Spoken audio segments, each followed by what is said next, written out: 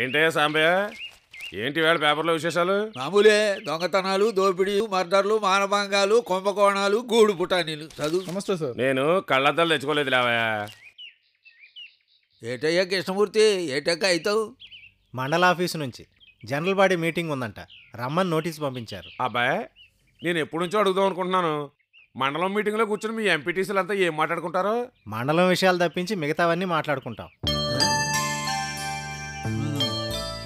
ఏంటి అర్థం కాలేదా?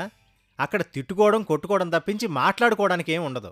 అందుకేంటయ్యా మేమందరం ఓట్లేసి మిమ్మల్ని ఎంపీటీసీలుగా గెలిపించింది? ఎలక్షన్స్ ముందేమో అది చేస్తాం ఇది చేస్తామని కోతలు వస్తారా? గెలిచిన తర్వాత అక్కడికి వెళ్ళి కొట్టుకు చేస్తారా? నేను మాత్రం ఏం చేసేది బాబాయ్, నేను పేరుకు ప్రజాప్రతినిధినే గాని పరిషత్తు పగ్గాలు మాత్రం మా చేతుల్లో ఉండవు. పోనీ మండలం ప్రాబ్లమ్స్ గురించి మాట్లాడదామంటే వినేవాడెవడో, ఎవడికి లేని బాధ నాకెందుకులే నేను కూడా వెళ్ళడం మానేశాను. కాస్త కోస్త చదువుకున్నోడివి, నువ్వు కూడా అలాగంటే ఎలాగయ్యా? నన్ను కోప్పడితే నేనేం చేయగలను బాబాయ్? ఒకసారి మండలం మీటింగ్కి వచ్చాడు, నీకే తెలుస్తుంది. మన మీటింగ్లో ఏం జరిగిందో తెలుసా?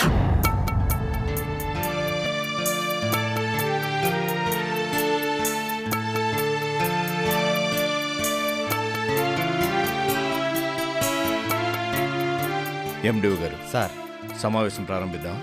ఇంకా చాలామంది సభ్యులు రావాల్సి ఉంది. కోరం లేకుండా సమావేశం ప్రారంభించలేం. ఇంకెంతసేపు కూర్చోమంటారండి? సమావేశం 2 గంటలకని నోటీస్ పంపినారు, ఇప్పుడేమో 4 అవుతుంది. కూర్చొని మాకు నీరసం వస్తుంది. వాళ్ళు మాత్రం వచ్చేటట్టు లేరు. కోపం తెచ్చుకోకండి గౌరయ్య గారు. ఉన్న సభ్యుల్లో కనీసం 3వ వంతైనా రాకపోతే సమావేశంలో ఏం చర్చిస్తాం చెప్పండి. అట్టాగాని వాళ్ళు వచ్చిన దాకా ఎదురు చూస్తూ కూర్చుంటే మన టర్మ్ అయిపోద్ది. ఆ సోంబేర్ల గురించి మనం టైం వేస్ట్ చేయాలా? మాటలు మర్యాదగా రాని. ఎవరినే సోంబేర్లట్లో? 2 గంటలకు సమావేశం అని చెప్తే 4 గంటలకు వచ్చినోని సోంబేరనక చవటనలా? తిక్క మాట్లాడామంటే పళ్ళు రాస్తాయి. ఏంద్రా ఇదిగా గౌరయ్య, ఏంటిది? మనం ఇక్కడికి వచ్చింది పోట్లాడుకోవటానికంటే. నాకు చెప్తారేంటండి? ఆ మాట ఇలా చెప్పండి.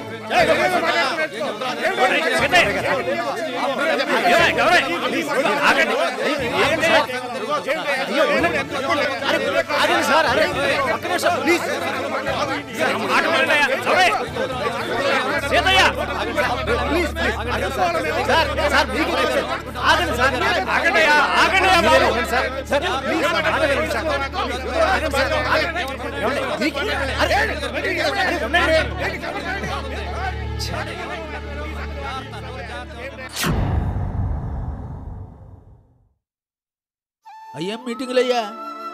మీరందరూ అక్కడ చేరి జన సమస్యల గురించి మాట్లాడుకోవాలని ఆస్తిపాస్తు తగాదాల్లాగానో పొలంగట్టు తగాదాల్లాగానో పోట్లాడుకుంటే ఎట్టగా? ఎలక్షన్లప్పుడు మాకు చాలా వాగ్దానాలు చేసావు కదా, వాటి మాటేటి? ఈ పదవి గురించి తెలియక మీకు వాగ్దానాలు చేశాను. పదవిలోకి వచ్చాక తెలిసింది మాకే అధికారం లేదని. మాకంటే గ్రామ సర్పంచ్ నయం, కనీసం గ్రామంలో చేసే పనుల మీద ఆయనకు అధికారం ఉంటుంది. ఇలాంటి పదవిలో కొనసాగడం కన్నా రాజీనామా చేయడం మంచిది.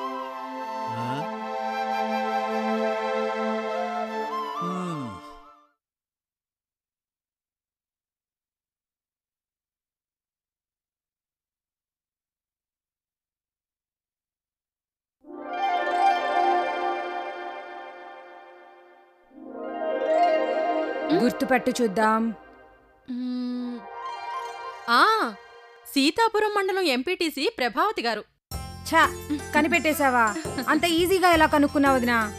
ఇంత చనువుగా నువ్వు కాక నాతో ఇంకెవరుంటారు? అసరే, ఇంత సడన్ గా మా ఊరు వచ్చేవేమిటి? ఏదైనా విశేషమా? విశేషమే.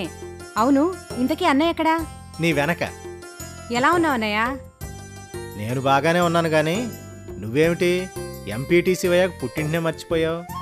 పో అన్నయ్య, నేను మర్చిపోయేదాన్నే అయితే ఇప్పుడు మాత్రం ఎందుకు వస్తాను చెప్పు. ఏమిటి ఉరువులు మెరుపులు లేకుండా ఊడిపడ్డావు? ఏమిటి విషయం? ఇదిగో, రేపు నువ్వు మా ఊరికి తప్పకుండా రావాలి. ఎవరిది పెళ్ళి? పెళ్లి కాదన్నయ్య, పెళ్లి కంటే గొప్పది. మా ఊళ్ళో ప్రాథమిక ఆరోగ్య కేంద్రం ప్రారంభిస్తున్నాం.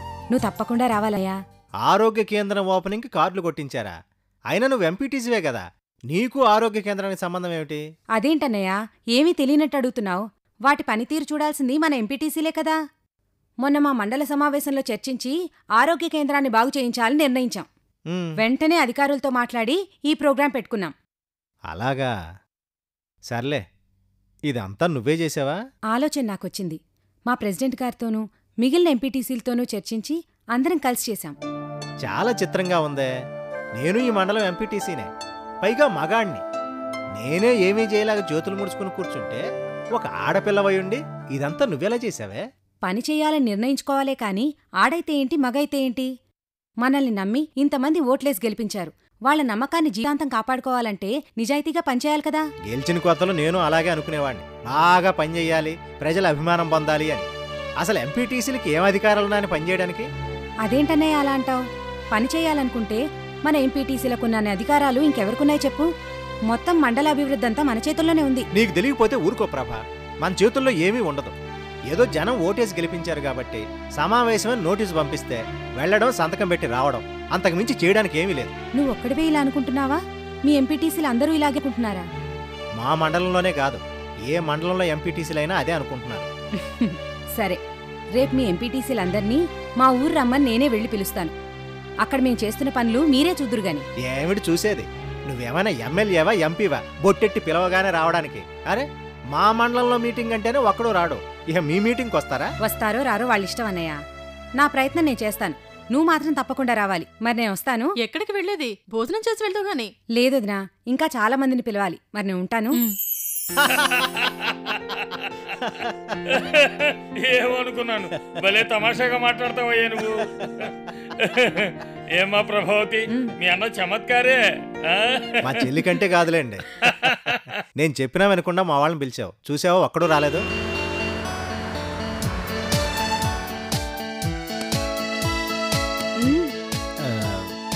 నమస్కారం బాబాయ్ గారు.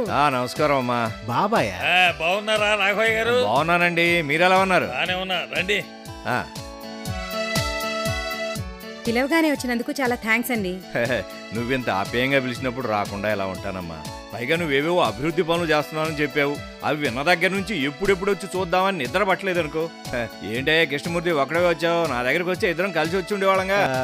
వద్దామని అనుకున్నానండి, కానీ వేరే పని పడి. అవునమ్మా, నువ్వు మా ఎంపీటీసీలను అందరినీ పిలుస్తున్నావు, ఏది ఇంకా అందరూ వచ్చినట్లేదు? మన వాళ్ళ సంగతి మీకు తెలుసు కదండి, వాళ్ళు ఎప్పుడు రావాలి? హలో కృష్ణమూర్తి గారు, మేము వచ్చేసామండి. మీరు ఎవరో పిలిచినా వచ్చేవాళ్ళం కాదు, పిలిచింది ప్రభావతి కదా, రాక తప్పలా. ఏమీ అనుకోవద్దమ్మా, కొంచెం ఆలస్యమైంది. పర్వాలేదండి.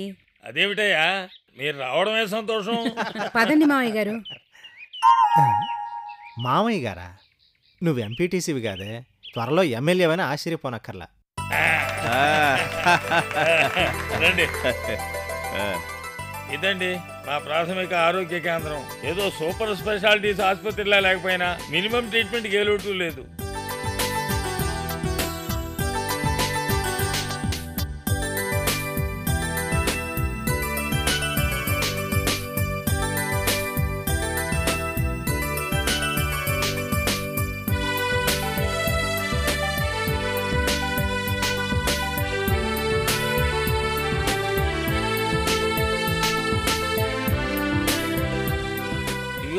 ఇటువైపు ఒక 6 బెడ్లు ఉన్నాయి. ఇటు కూడా ఒక చిన్న వార్డు కడదామన్న ఆలోచన. చాలా బాగుందమ్మా మీ ఆరోగ్య కేంద్రం, బాగా కట్టించారు. ఎంతైందేంటి? ఇది కొత్త బిల్డింగ్ కాదండి, ఆరోగ్య కేంద్రం కోసం ఈ బిల్డింగ్ కట్టించి 10 ఏళ్లయింది. అలాగా? గత 10 ఏళ్లుగా ఎవరు పట్టించుకోక గొడ్ల సావిళ్లాగా తయారైంది. పిచ్చి మొక్కలు మొలిచి గోడలు బీటలు వారి ఎందుకు పనికి రాకుండా పోయింది. ఇదిగో మా ప్రభావతి లాంటి ఎంపీటీసీలు చొరవ తీసుకుని ప్రజల సహకారంతో వీటిని బాగు చేసి మళ్లీ ఆరోగ్య కేంద్రాలు బాగా నడిచేటట్టు చేశారు. మొత్తం మీద మాకు పని కల్పించారు, అన్ని వస్తువులు కల్పించారు కాబట్టి ఇంతకు ముందులా మేము తప్పించుకొని తిరిగే అవకాశమే లేదు. అవును, నాకు తెలియకడుగుతాను, మండల పరిషత్కి ఆరోగ్య కేంద్రానికి సంబంధం ఏంటి? భలేవారేనండి, సంబంధం లేకపోవడం ఏమిటి? మండలంలో ఉన్న ప్రజలందరికీ కూడా ఆరోగ్యం, విద్య, పశుపోషణ, వ్యవసాయం, మహిళా సంక్షేమం ఇటువంటి 13 శాఖలకు సంబంధించిన అన్ని బాధ్యతలు మనమే తీసుకోవాలి. ప్రజల ప్రాథమిక అవసరాలను గుర్తించి ఆయా శాఖల అధికారులతో మాట్లాడి సదుపాయాలు అందేలా చూసుకోవాలి. కేవలం ఆరోగ్య కేంద్రాలు ఏర్పాటు చేయడమే కాదు, మండలంలో ఉన్న ప్రజలందరికీ కూడా వైద్య సదుపాయం అందేలాగా చర్య తీసుకోవాలి. అవన్నీ ఆరోగ్య శాఖ చూసుకుంటుంది కదా. అదే పొరపాటు. ఆరోగ్యం మండల పరిషత్తు బాధ్యత. గ్రామ సర్పంచుల సహకారంతో అన్ని పనులు మనమే చూసుకోవాలి. అంతే కదా? నమస్కారం ప్రెసిడెంట్ గారు. నమస్కారం, రండి కూర్చోండి. అమ్మా ప్రభా, చెప్పండి. మన అగ్రికల్చర్ ఆఫీసర్ గారికి స్వీట్ తీసుకొచ్చివు. అలాగే.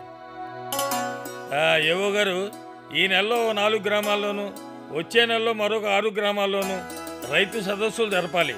ఆయా గ్రామ సర్పంచులతో మాట్లాడి ఏర్పాటు చేస్తున్నాం. మీరేదో మొక్కుబడిగా సదస్సులు నిర్వహిస్తే సరిపోదండి. ప్రతి గ్రామంలోనూ పర్ఫెక్ట్గా సదస్సులు నిర్వహించాలి. అలాగే. అవునండి ఓయ్, కొత్తగా వచ్చిన వంగడాలు, అంతర పంటలు, తీసుకోవాల్సిన జాగ్రత్తలు, ఇలా ప్రతి ఒక్క విషయం ప్రతి వ్యక్తికి అర్థమయ్యేలాగా సదస్సులు నిర్వహించాలి. తప్పకుండా. మీరు ఆ విషయం నాకు వదిలేయండి. రైతు సదస్సులు అంటున్నారు, వాటికి ప్రభుత్వం డబ్బులు ఏమైనా ఇస్తుందా? అలాంటిదేమీ లేదండి. మండల పరిషత్తు తరఫున మేమే ప్రతి గ్రామంలోనూ ఈ సదస్సులు నిర్వహిస్తున్నాం. ప్రతి మండలానికి ఒక వ్యవసాయ అధికారి ఉంటాడు కదా.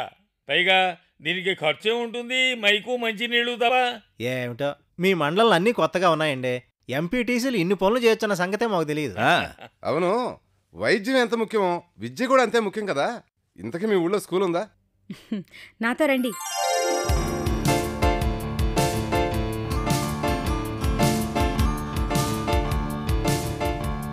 ఇదేనండి మా ఊరి స్కూలు. ఓహో ఇదే, మా ఊళ్ళో ఇంతకన్నా పెద్దబడే ఉంది. ఇది చూపెట్టానుక ఎంత దూరం తీసుకొచ్చావు? నేను ఇక్కడికి తీసుకొచ్చింది మా స్కూల్ బెంచ్ చూపించడానికి కాదండి, ఇక్కడ ఫలితాలు చూపించడానికి. రండి. ఓహో పదండి. 2000 సంవత్సరంలో 69 మంది హాజరైతే 69 మంది ఉత్తీర్ణులయ్యారు, అది ఫస్ట్ క్లాస్లో. 2001లో 68 మంది హాజరైతే 68 మంది ఉత్తీర్ణులయ్యారు, అది కూడా ఫస్ట్ క్లాస్లో. 2002లో 70 మంది హాజరైతే 70 మంది ఉత్తీర్ణులయ్యారు, అది కూడా ఫస్ట్ క్లాస్లోనే. 2003లోనూ అంతే. 2004లో అయితే మా స్కూలు జిల్లా స్థాయిలోనే ఫస్ట్ ప్లేస్ సాధించింది. ఎంత మంచి రిజల్టా, అది ఇన్ని సంవత్సరాల తరబడి. అది కూడా గవర్నమెంట్ స్కూల్లో ఎలా సాధ్యమైంది ప్రభా? అదిగో మా స్కూల్ హెడ్ మాస్టర్ గారు వస్తున్నారు, ఆయన్ని అడగండి.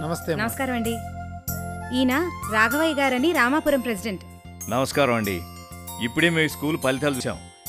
ఇంత మంచి రిజల్ట్ ఎలా సాధించగలిగారు? మా స్కూల్ కూడా ఒకప్పుడు అధ్వానంగానే ఉండేదండి. ఇదిగో ఈ ఎంపీటీసీల సహకారంతో మండలంలోని అన్ని స్కూళ్లలోనూ మంచి రిజల్ట్స్ సాధిస్తున్నాం. అంటే పాఠాలు మీ బదులు ఎంపీటీసీలు చెప్తున్నారా? కాదండి, మేం పాఠాలు బాగా చెప్పే విధంగా అన్ని జాగ్రత్తలు తీసుకుంటున్నారు.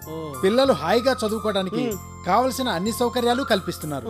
ఉదాహరణకి మధ్యాహ్న భోజన పథకం, మంచినీటి సౌకర్యం, మరుగుదొడ్లు, ఆట వస్తువులు, ఇలా అన్నీ సమకూర్చారు. అవన్నీ సరేనమ్మా, ఉపాధ్యాయులు సరిగా వచ్చి పాఠాలు చెప్పాలి కదా, దానికేం చేశారు? ఏం లేదన్నయ్య, ఒక్కో మండలంలో సగటున 200 మంది ఉపాధ్యాయులు పనిచేస్తున్నారు. వాళ్ళందరూ సక్రమంగా పనిచేస్తున్నారో లేదో వెళ్లి చెక్ చేసేవాళ్ళం. అలా చెక్ చేయాల్సిన బాధ్యత మందే. సరిగ్గా చెప్పారు. అంతేకాదండి, ప్రతి స్కూల్లోనూ టీచర్స్తో తరచుగా సమావేశాలు ఏర్పాటు చేసేవారు. హాజరు పట్టి చూసేవారు. ఉపాధ్యాయుల సమస్యలు తెలుసుకునేవారు. విద్యార్థుల చదువు సంధ్యల గురించి వాకపు చేసేవారు. వెనకబడిన విద్యార్థుల కోసం ప్రత్యేక తరగతులు ఏర్పాటు చేయించేవారు. అలా అన్ని విషయాలు శ్రద్ధగా చూడబట్టే ఇంత మంచి ఫలితాలు సాధించగలిగాం. ఇవన్నీ చేయడం మూలంగా మేము ఎంత అనుభవం సంపాదించామంటే రేపొద్దున మా సొంతంగా స్కూల్ పెట్టుకున్నా బ్రహ్మాండంగా నడపగలం. సరేనమ్మా, మేము